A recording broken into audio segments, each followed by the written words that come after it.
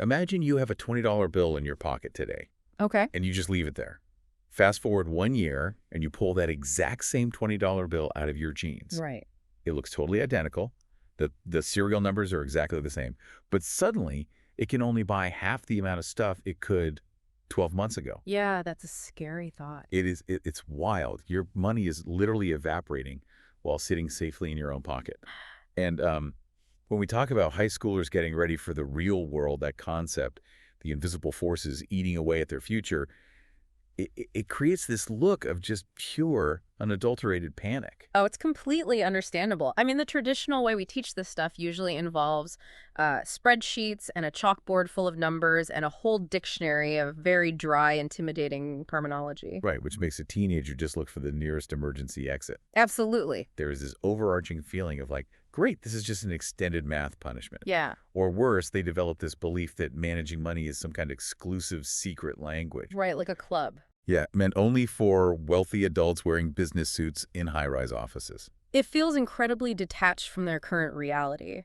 It's intimidating because the standard curriculum presents finance as this rigid mathematical formula that you either naturally conquer or you fail entirely. Right. But the stack of sources we are analyzing for today's deep dive completely shatters that stereotype. It really does. We are looking at a framework that proves personal finance isn't a rigid math equation at all. It is literally just your personal GPS navigation system for life. I love that analogy. Yeah, and our mission today is to take all that scary jargon and translate it and show you exactly how to program that GPS. And it requires a fundamental mindset shift. What is truly fascinating about the sources we're reviewing is that they root this entire GPS concept in a biblical worldview. Yes. And doing so actually removes a massive amount of anxiety from the equation. It changes the whole game. I mean, the sources start by suggesting we need to shift our entire perspective from a mindset of ownership to a mindset of management. They point specifically to Psalm 24.1, which states, "The earth is the Lord's and everything in it." So if we tie that to the bigger picture, it means the ultimate resource base doesn't actually belong to you. Right? Your goal isn't to frantically build your own little financial empire and hoard resources. Your job is simply to be a good steward, a good manager of the vehicle you have been given for this journey. It's like someone handed you the keys to a really nice car. Yeah. You don't own the car, Yeah. but you are responsible for driving it safely, doing the maintenance, and using it for good purposes. Right. That takes the weight of the world off a young person's shoulders. It's so freeing. It is. And to see how this plays out, the sources provide a fantastic real-world case study. We have two college students, Brian and Tamika. Okay. They are just one semester away from graduation, and they are staring down a mountain of incredibly complex choices. They represent the exact crossroads where so many young adults find themselves. Yeah. Let's look at the dashboard of their current vehicle.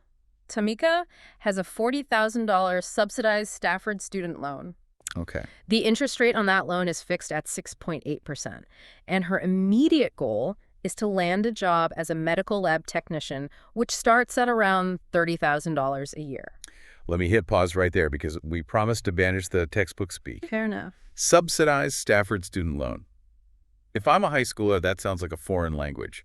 What makes a loan subsidized? It's a great question. Subsidized simply means the government is paying the interest on the loan while Tamika is actively in school. Oh, wow. Okay. Yeah. So with a normal loan, the clock starts ticking immediately and the interest piles up while you're studying. That's rough. It is. But because hers is subsidized, she gets a grace period. And that fixed 6.8% means her interest rate is locked in. Well, It won't suddenly jump to 10% if the economy changes. She knows exactly what her monthly payment will be. okay. That makes total sense. So that is Tamika's situation. Then we have Brian. Right. He has a $30,000 loan, Right. but his is through a family circle savings plan. So his interest rate is way lower, only 2.25%. Which is huge. That means his debt is growing at a much slower pace than Tamika's. Right. On top of that, Brian drives an old pickup truck that has a trade-in value of $3,900, Okay. which just means if you took it to a dealership today, they would give him $3,900 to put toward a different car, or he could sell it for cash. Right. Now, Brian wants to be a fire protection engineer, but to get that job, which Yeah. pays roughly $38,000 a year, he has to get an extra certification that costs $4,500. And beyond all the math, they are human beings with life goals. Exactly. They want to get married. They want to buy a house. Brian even has a long-term dream of running his own catering business when he eventually retires. You hear all of those competing factors, Mm-hmm. the different interest rates, the certification costs, the starting salaries, the long-term dreams, and you can see why any normal person would just freeze up in panic. Oh, yeah. This illustrates a vital concept about the reality of adult life. The decisions they have to make right now, and the decisions our younger listeners are going to face very soon, are happening in an environment of abundant information but extremely high uncertainty and risk. Wow. You can Google all the salaries and interest rates you want, but you still don't know what tomorrow brings. So how do Brian and Tamika even begin to map a route on their GPS when they don't even know if their car has enough gas? Right.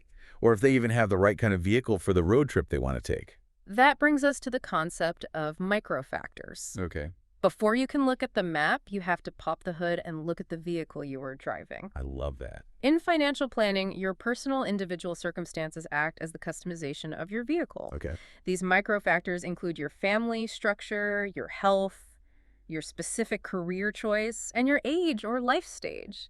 The sources drew some really compelling comparisons regarding career choice. They did. They contrasted a professional athlete with someone like Tamika who wants to be a lab technician or someone going into teaching. The financial trajectories for those careers are vastly different, which dictates how they should manage their money. Right.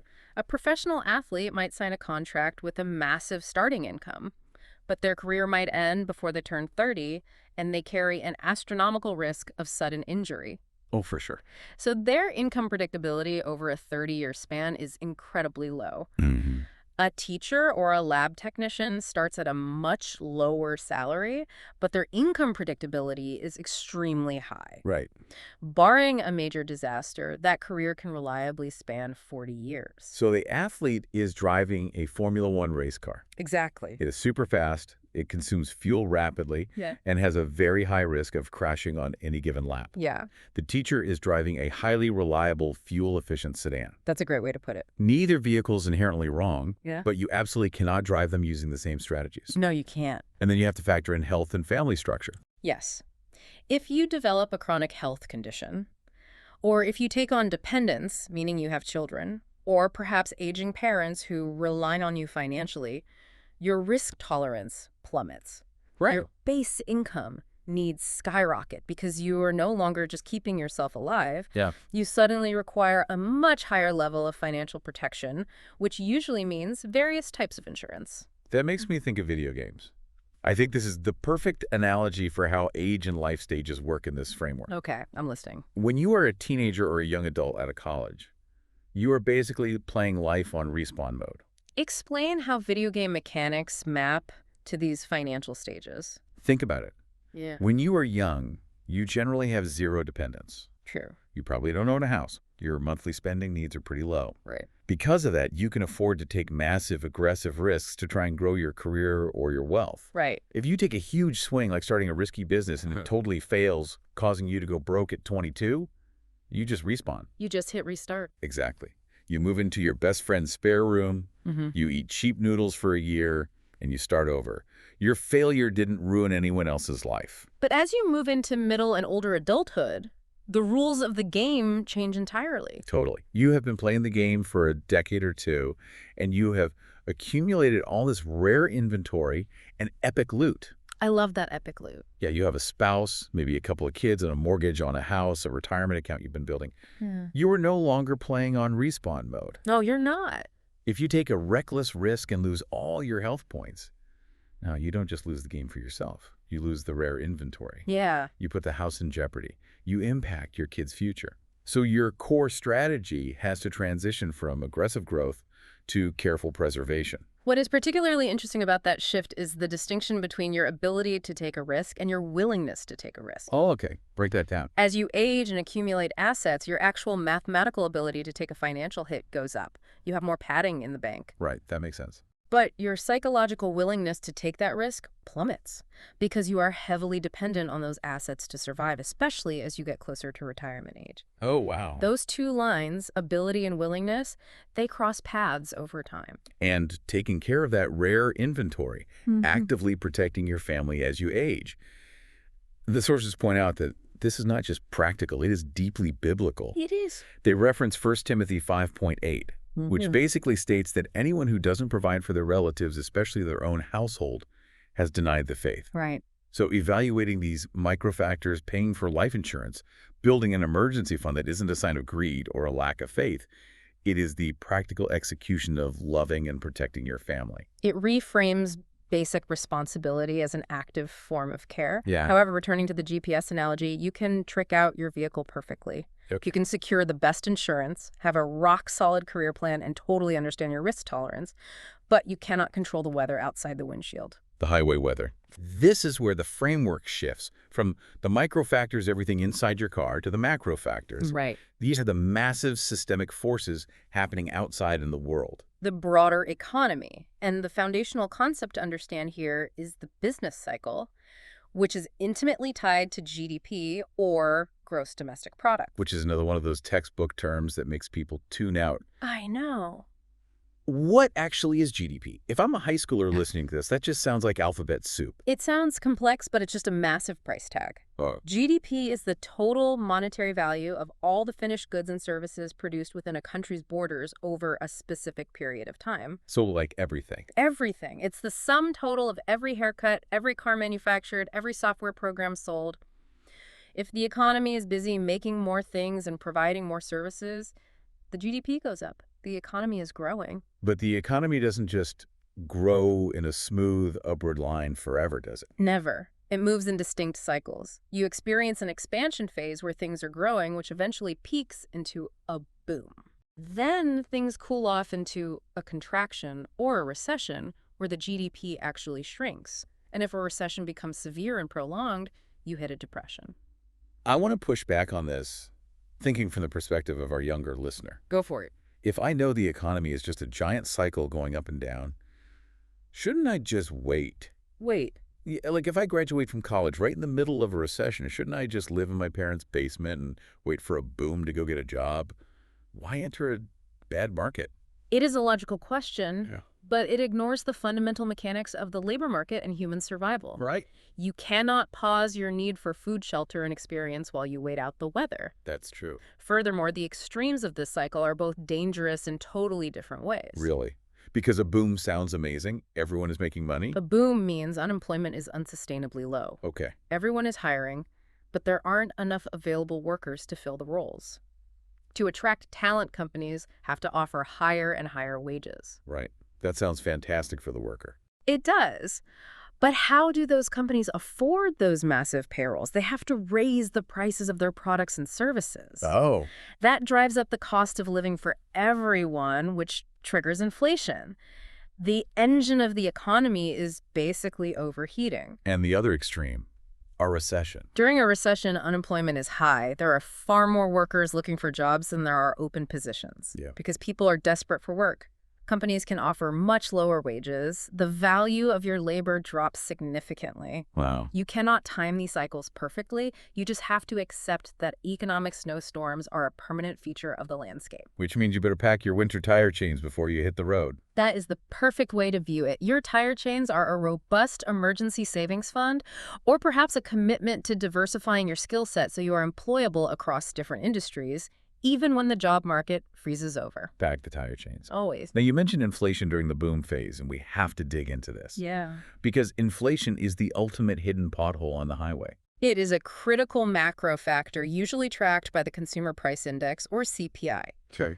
The CPI measures the average change over time in the prices paid by urban consumers for a market basket of consumer goods and services. Okay, but in plain English. In practical terms, inflation means prices are rising, the currency is losing its intrinsic value, and your purchasing power is decreasing. Right. Deflation is the inverse: prices fall and your purchasing power increases. Let me bring back the video game analogy to make purchasing power crystal clear, because it ties right back to the $20 bill I mentioned at the very beginning of the show. Yeah, let's do it. Imagine you have a crisp $20 bill. Right now, there is a digital sale, and older video games cost $4 each. Your $20 buys you 5 video games. So at that moment, your purchasing power is 5 units of entertainment. Yes, exactly. Now imagine a year goes by and severe inflation hits the economy. Got it. You still have that exact same $20 bill. Yeah. You didn't spend it. You didn't lose Right. it. But because of inflation, because there is more money circulating in the economy chasing the same amount of goods, the price of those games has surged to $10 each. Ouch. Yeah. Now, your $20 bill only buys 2 games. The physical paper didn't change, but the money lost its muscle. Its purchasing power evaporated. Understanding that mechanism reveals why unstable currency makes long-term investments so precarious. Because the dollars you eventually withdraw won't buy as much in the real world as the dollars you initially deposited. That is the danger. If you lock your money in a conservative investment that yields a 4% return over 10 years, but inflation runs at 6% annually over that same decade. You're losing money. Exactly. The actual numerical balance in your account will be larger, but the usefulness of that money, its actual purchasing power, will have shrunk. Wow. You technically made money, but you became poorer in terms of what you can afford to buy. Okay, so we've examined our vehicle through the micro factors. Yeah. We've checked the weather forecast by looking at macro factors like business cycles and inflation. Now we have to get practical. How do we actually pick the best route? How do Brian and Tamika, or our high school listener, actually make a tangible decision? The sources provide a highly effective 5-step recursive process for decision-making. Okay. Recursive just means it's a loop. You go through the steps, make a choice, and when your life inevitably changes, you run the loop all over again. Step 1 is defining goals. Uh-huh. And the sources are adamant about this. You cannot just vaguely state, I want to be rich or I want to have a good job. No, that doesn't work. That is a wish, not a destination you can program into a GPS. Goals must adhere to the SMART criteria. They must be specific, measurable, attainable, realistic, and timely. Right. If we look back at Brown, a bad goal is I want to be a fire protection engineer. A SMART goal is I need to pay for my $4,500 certification course within the next 18 months by saving $250 a month without utilizing high-interest credit cards. That is incredibly specific. It has to be. Step 2 is assessing the situation. Yeah. This is where you pull out the calculator and look at reality. You list your assets, the physical or digital resources you own that generate income or store wealth. You list your debts and liabilities. Right. You calculate your disposable income, which is crucially defined as the money you actually take home after taxes and payroll deductions, not your raw salary. That's a huge distinction. And you tally up your mandatory living expenses. Once you have defined a SMART goal and honestly assessed your current dashboard, you move to step 3, identify choices. Okay. Then step 4, evaluate those choices. And finally, step 5, choose. Then monitor the results and repeat. I want to spend some serious time on step 4, evaluating choices, because the sources present a case study here about a woman named Alice that fundamentally changed how I view risk. It's a powerful example. It goes way beyond just looking at the price tag of a decision. The Alice case study is brilliant because it perfectly illustrates the hidden mechanics of risk that most people fail to calculate. Here is Alice's reality. She is carrying $53,000 in student loan debt. Yeah. After she pays her rent, her grocery bill, and makes her minimum loan payments, she is left with an annual surplus of just $400. Oh, wow. That's barely anything. That is almost zero breathing room. She correctly assesses her situation and realizes she must increase her income to start accumulating assets, rather than just treading water in debt forever. Right. So during step 3, she identifies 2 potential choices to achieve this income growth. Okay. Choice A, she can secure a second part-time job working evenings or weekends. Classic choice. Choice B, she can take her meager surplus funds, fly to Las Vegas, and play high-stakes poker, hoping to win a massive jackpot that wipes out her debt in a single weekend. Okay, any rational person hears that and knows Vegas is a terrible idea. You would hope so. But we need to use the framework from the sources to explain the actual financial mechanism of why it's terrible. To do that, we evaluate 3 different types of costs for each choice: explicit, implicit, and strategic. We begin with the explicit cost. This is the direct, out-of-pocket, tangible cash you spend to execute the choice. If Alice takes the second job, the explicit cost is essentially $0, maybe a few dollars for gas to commute. Right. If she chooses the Vegas trip, the explicit cost is the price of the airline ticket and the hotel room. That is the easiest one to calculate. Yeah. But then we introduce the implicit cost. This is the non-monetary trade-off. Yes. It is the value of what you are sacrificing, even if it doesn't have a dollar sign directly attached to it. If she selects choice A, the second job, the implicit cost is exceptionally high. Oh, yeah. She is sacrificing her leisure time, her evenings, her weekends. The physical and mental exhaustion is a significant cost. It really is. Conversely, if she chooses Vegas, the implicit cost is actually quite low. It's a quick weekend getaway. She isn't sacrificing years of her personal free time. If you stop the evaluation right there, only looking at explicit cash and implicit time, Vegas almost starts to look mathematically tempting. It does. You give up a little bit of cash for a flight, but you save yourself years of grueling exhaustion at a second job. And this is exactly where desperate people get trapped. Exactly. They ignore the third and most critical evaluation metric. The strategic cost. This is arguably the most vital concept in the entire decision framework. Okay, explain this one. Evaluating a strategic cost demands that you ask one question. How does this decision limit or expand my future choices? This is where we need to refine our road trip analogy. Let's hear it. Let's say Alice is driving on the highway and she hits bumper-to-bumper traffic. That traffic is her slow, agonizing debt repayment. Okay. Deciding to take the second job is like choosing to stay on the highway, but moving over to the slow lane and driving for an extra 4 hours every single day. Yeah. It is exhausting, it is frustrating, Yeah. but the pavement is solid, and she is mathematically guaranteed to eventually reach her destination. And how do we visualize the Vegas option? The Vegas option is deciding you are tired of the traffic, so you violently yank the steering wheel off the highway and try to take an untested, muddy, rocky shortcut through a dense forest because you think it might save you time. The danger there isn't just that you might get stuck in the mud. The danger is the strategic cost. Exactly. What happens if Alice loses at poker? She doesn't just hit an undo button to go back to the highway. No. By losing her money, she has driven her car into a ditch and snapped the axle in half. Wow. She destroyed her capital. She now has more debt, the cost of the trip, plus the lost gambling money. Because her vehicle is now destroyed, she has completely eliminated her future options. She's stuck. She no longer has the capital to even afford the gas to drive to a second job. Her budget deficit has grown so large that she might be evicted. Taking that massive risk didn't just fail, it actively deleted her safer options. That is the true mechanism of risk. Yeah. Risk is the potential destruction of your future choices. Choice itself is a massive benefit. Right. Taking the second job preserves her capital and expands her future alternatives. The Vegas gamble carries an unacceptable strategic cost because a negative outcome permanently destroys her ability to choose differently later. That's so powerful. That is the lens through which every young adult should evaluate financial choices. Does this path expand my future options, or does a failure here risk eliminating my options entirely? That is such a profound shift in thinking. Risk is the potential destruction of your future choices. It changes everything. Okay, so we know how to evaluate the route and avoid the terrible shortcuts. But even the greatest race car drivers in the world don't navigate the track alone. No, they don't. They rely on a pit crew.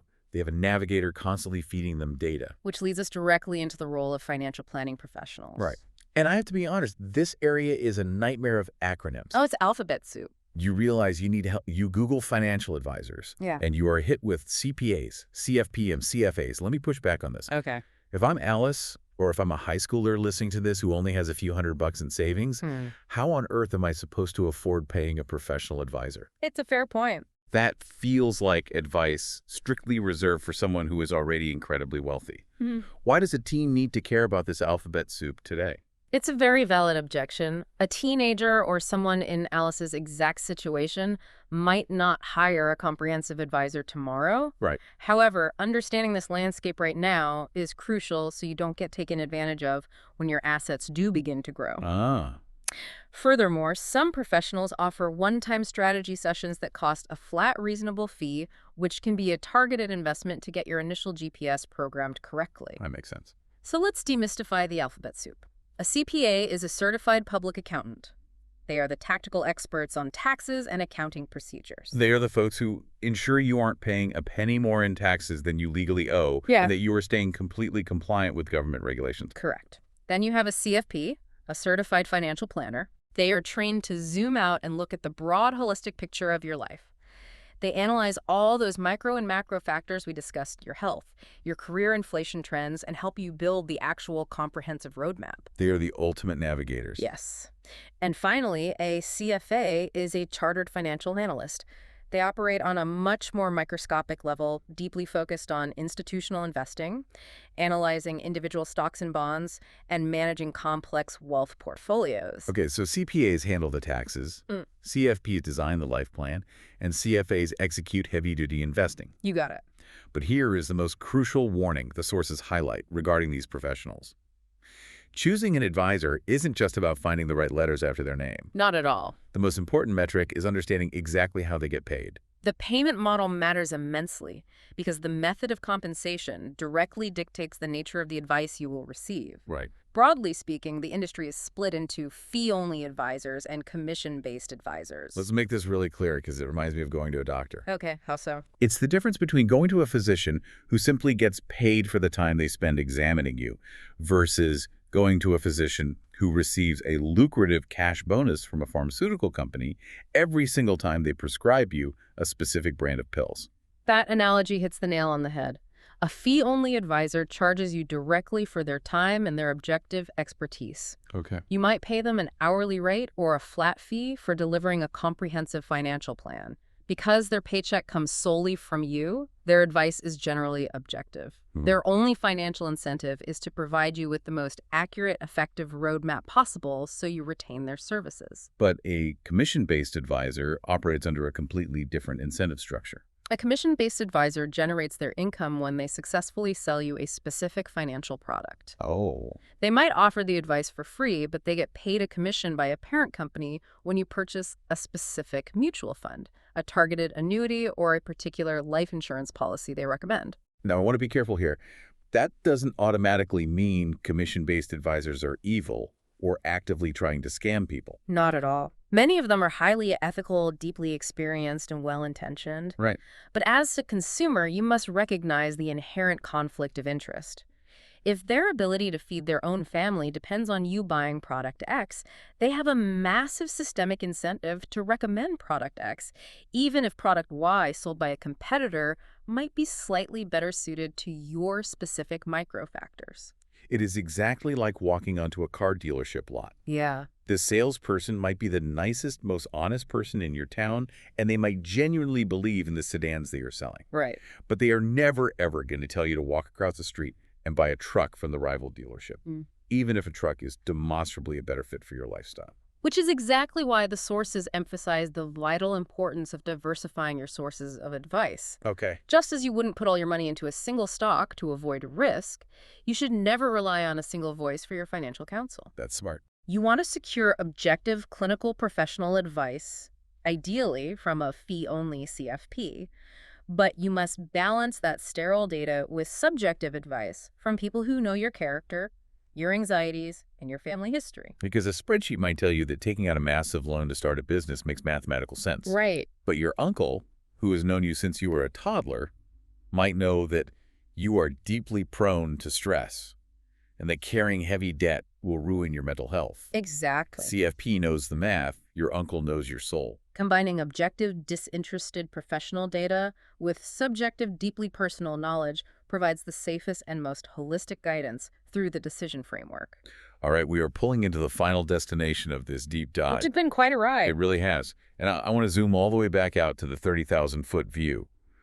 We started this journey by framing this entire discussion through a biblical worldview. We did? And I want to end there as well, because the sources tie all of this machinery. The microfactors, the business cycles, the SMART goals, the strategic risk evaluation back to one ancient core concept. Diligence. Diligence, yes. They cite Proverbs 21.5, which states the plans of the diligent lead surely to abundance, but everyone who is hasty comes only to poverty. When you read that verse after going through this framework, it is literally the ancient biblical version of the Alice case study. Absolutely. The diligent person is the one meticulously assessing their dashboard, taking the slow, safe highway, and preserving their future options. Right. The hasty person is the one violently yanking the wheel to go gamble in Vegas, chasing the off-road shortcut, destroying their capital, and arriving only to poverty. The beauty of connecting this modern financial framework to that biblical principle is that it completely redefines the purpose of money management. It really does. It removes the guilt. Financial planning is not about becoming obsessed with money. It is not about hoarding cash to build a giant selfish kingdom so you can sit isolated on a pile of gold. Not at all. Setting smart goals, understanding the economic weather patterns, actively avoiding those destructive off-road shortcuts. That is not greed. That is the literal practical application of being diligent with the resources God has entrusted to you. And what is the ultimate endgame goal of that diligence? It's freedom. Yes. Financial planning gives you the freedom to live with open hands. It's about intentional living. If you manage the vehicle well, you sleep with peace. Right. But more importantly, you generate the margin required to be incredibly generous. That's the key. When an unexpected tragedy strikes your church, or a crisis hits your community, or a friend loses their job, you don't have to just offer empty sympathies. You actually have the financial margin to be a tangible blessing, specifically because you were diligent with your GPS. It entirely shifts the emotional weight of personal finance. It does. It is no longer a math punishment meant to stress you out. It transforms into a powerful tool for stewardship, family protection, and radical generosity. It stops being about what the money can do for you and becomes entirely about what the money allows you to do for others. That's beautiful. That is such an empowering, life-giving message for any young person who feels stuck or intimidated by the numbers right now. It validates the feeling of being overwhelmed while providing a highly structured, profoundly purposeful path forward. It really does. So as we power down the GPS and wrap up this deep dive, I want to leave you, the listener, with a final thought to mull over today. Okay. Think back to that opening analogy of stewardship. If God handed you the keys to a vehicle tomorrow and asked you to drive it safely for the benefit of your future family, your community, and to honor Him chairing, what is the very first destination you would plug into your GPS today?